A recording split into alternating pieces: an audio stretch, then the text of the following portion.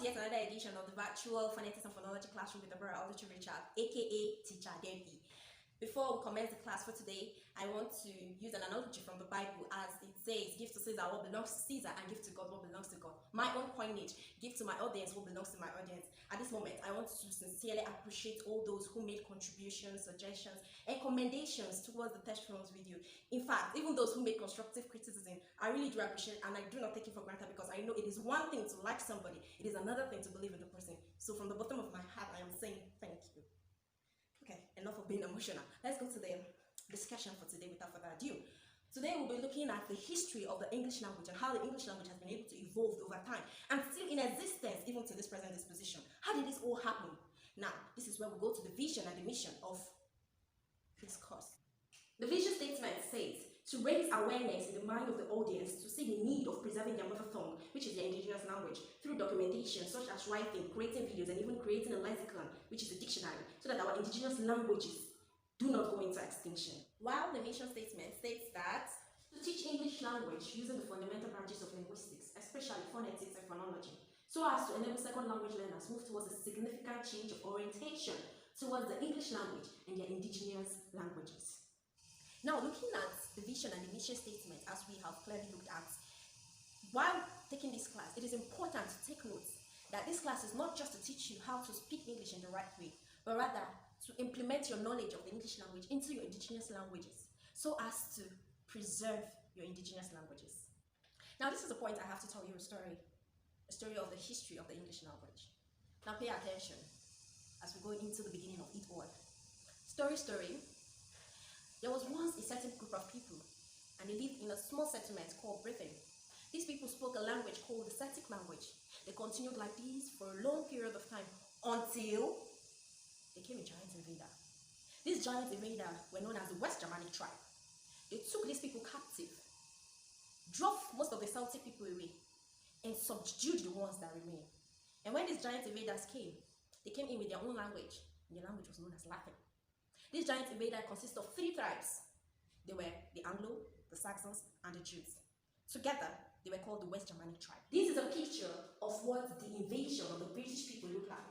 A small group of people, the Britain, spoke a Celtic language subdued by the West Germanic tribe. Now they were invaded by the West Germanic tribe that consisted of these 3 tribes, the Anglo, the Saxons, and the Jews. This tribe collectively spoke the Latin language. The Anglos were also known as Angles, and they spoke another language aside the Latin language called English. And this is where we have the word English and England being derived from. So when you look at the etymology of English in England, you will discover that it is from English, from the Angles, also kind of the Latin language. Now, I forgot to mention the invasion of the British people occurred in the 5th and 7th century, and in our present disposition, we no longer have the tribe Anglo-Saxons and Jews. Rather, what we have now is the Northwest Germany, Southern Denmark, and the Netherlands. This is what we have today, known as the Anglo-Saxons and the Jews. Now, this conquest, this invasion of the British people by the West Germanic tribe that happened in the 5th and the 7th century made English language to develop because there was an infusion of Latin words into English. Latin became the English of the day. It was the official language, and once you know how to speak Latin, you are said to be intelligent, you are said to be literate, and you are said to be legible enough to communicate properly. The West Germanic tribe kept on subduing the British people, and they remained for a long period of time. Over a while, they became very relaxed. They had this arrival mentality. I have arrived and there's nothing else to do. Nobody else can stop us. Unknown to them, some other set of people were gearing themselves up and getting ready to conquer them. These people were known as the Normans. And the Normans spoke an old northern part of French, that's another old French language called the Anglo-Norman French language. This Norman conquest happened, and the people who comprise the Normans are called the French people. The French people are the Normans, and the ones who conquered the West Germanic people. They conquered them, but some of them had to go, some of them had to also be subdued, just the way they subdued the Celtic people. And Latin was no longer the official language of England. Rather French became the official language of England. And these French people spoke the Romance language. We all know that French is a Romance language because every word in French either is masculine or feminine. It has to do with men, women, stuff. So, and when you hear Paris, you know that you're talking about the land of birth. This conquest happened in 1066 AD. The conquest of the, sorry, not AD, BC, right? These people spoke the northern form of Old English. In our present disposition, there are over 7,000 over 7,000 French words now existing in the English language. Because of the invasion of the British people and the conquest as well, the English people have been able to borrow a lot of words from different languages. Virtually every tribe and nation that speaks English, English has borrowed from them, infused their language, coined it, and made it to sound English-like. These words are now standing as English words, now even found in English lexicons. And this is why the vision and the mission of this class is to help you see the need. If you have to borrow from the English language, coin it, force it to fit into your mother tongue, that would be great. Because one thing about the English people is that they foresaw the future. They didn't just create words, they create their lexicons on the present now. They foresaw the future. They gave room for scientific words and technical words. And that is the reason why virtually everything being produced today, there is an English word for it. And this is the need where I am coming into, telling you, my audience, that we Africans need to create room for new words, for scientific words, for technological words in our own mother tongue, so that we can preserve our mother tongue, not the one that when we're speaking, we're code mixing and code switching, because the words we want to use in our mother tongue cannot be found in our mother tongue. We have no option but to use English words, or we use sentence format to explain a word in our mother tongue. 30% of English words are from French languages. 60% of English words are from both Greek and Latin languages. Even Africa, English has borrowed words from African languages. Therefore, we'll be looking at examples of words that are originally French, Greek, Latin, and African.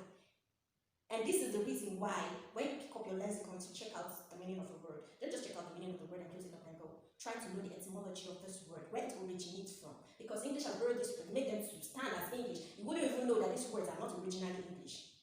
Now, these are examples of words originally French, now used in English. We have déjà vu. It means something that you've seen, but you have no idea where you saw it. I mean, where you don't know if it's in your dream, in your reality, you don't just know, but you have this mindset that you've seen this thing before. Sometimes it says it occurs to people who have reincarnated.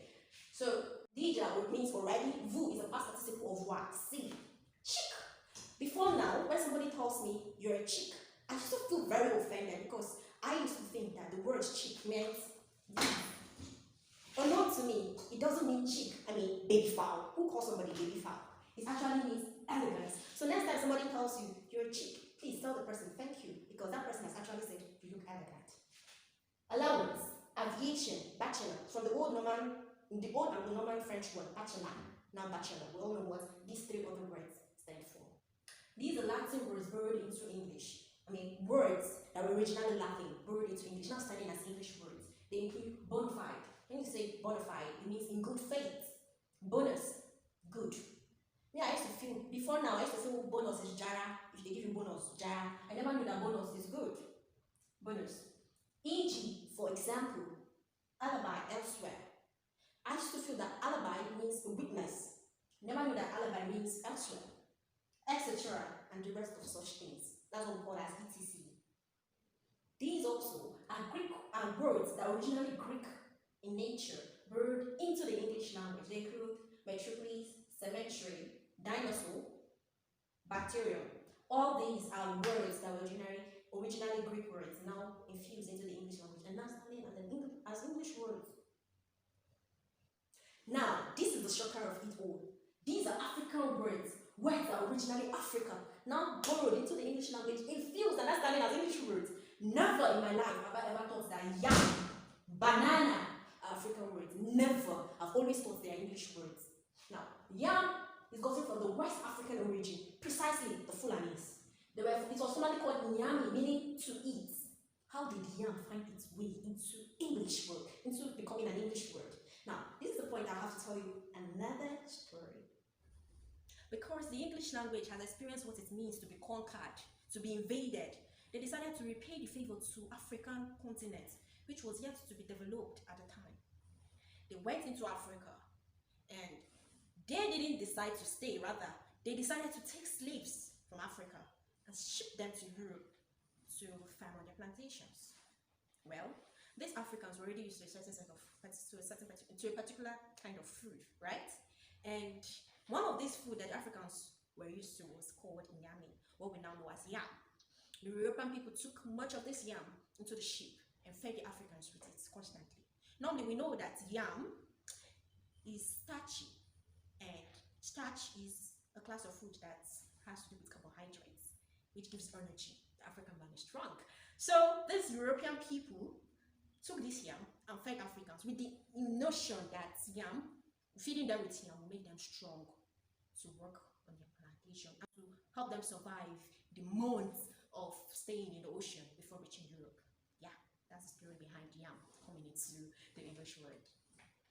Yay! I'll highlight something from you. This particular word, you'll be shocked and amazed its origination, how it originated from. I mean, its roots, its etymology. As in, I was beyond surprised when I found out. It is not just Africa. It is ours. It is Nigerian and belongs to the Igbo people. Okro is an Igbo word from the Igbo language of Nigeria, formerly called Okuru. Imagine Okuru, now called okra. These English people are good. They will just coin the word and make it to stand, as in remove every trace of its originality. Okuru, now called okra. Last but not the least is the word banana. Banana is a Wolof word. It's from Wolof, a West African language. Wolof is a West African language, coming from Senegal, as in spoken in Senegal, Gambia, and Mauritania. It was formerly called banana, and then the English people took it. I call it banana, B-A-N-A, banana, B for banana. Okay? So these are words that are originally African, now it feels in the English language, making it to sound English. Also, most words that start with PH are Greek words. PH, such as philosophy, physics, they are more of Greek words. Not all of them, but most of them are Greek words forced into English language, because Greek is somehow the language of philosophy. That's epistemology, knowledge, origin of knowledge. We've learned a lot today. Moving forward, the invasions and the conquest of the English language now led to what we now know as the different stages of development of the English language. Basically, there are 4 stages of development of the English language, and these stages include the Old English, the Middle English, the Modern English, and the Late Modern English. These are the stages of development. We have the Old English from 450 AD to 1100 AD. We have the Middle English from 1100 AD to 1500 AD, and this is where English replaced Latin.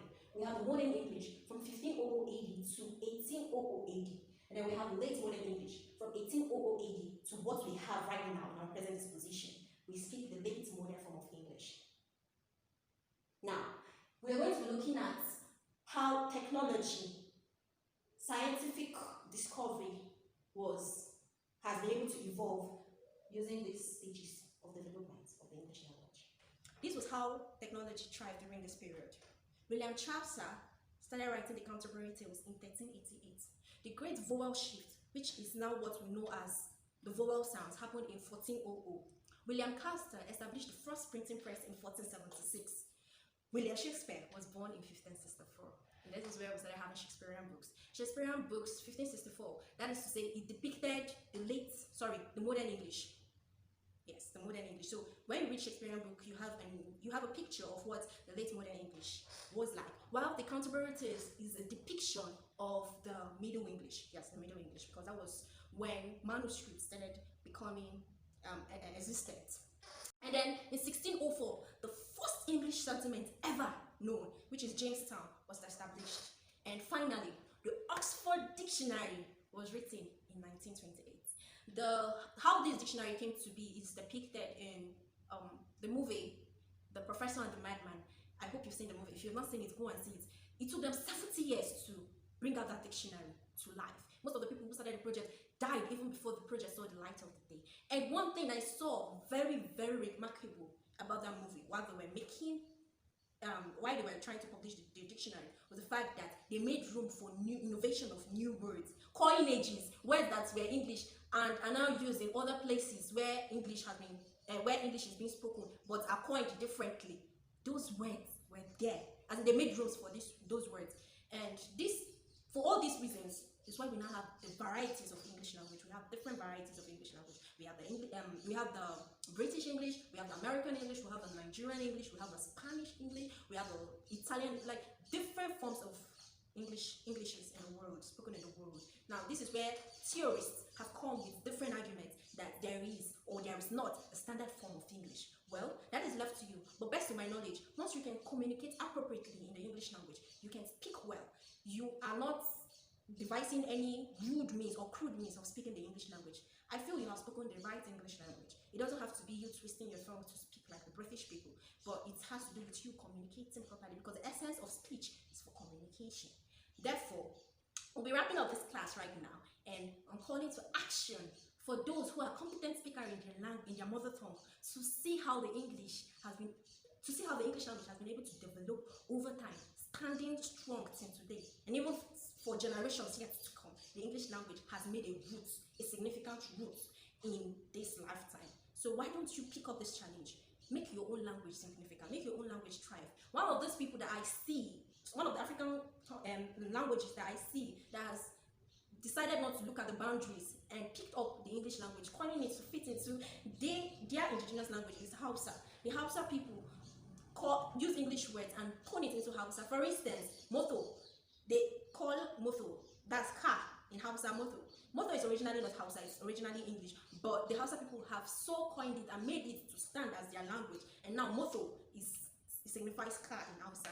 Also, the Tiv tribe, they are trying so hard to make their language stay without it going into extinction. There are videos, books, poems, novels, a lot of works of art in Tiv language now preserved for the generation yet unborn. You can do the same for your own language. I have a classmate who studied the syntactic structure of the Igbo language in her research work. So you can do this, and that is the reason why, like I said, this class is holding. I hope you learned something magnificent today. And until I come your way next time, I am still your host, Deborah Oluchiricha, aka Teacher Debbie. Bye-bye.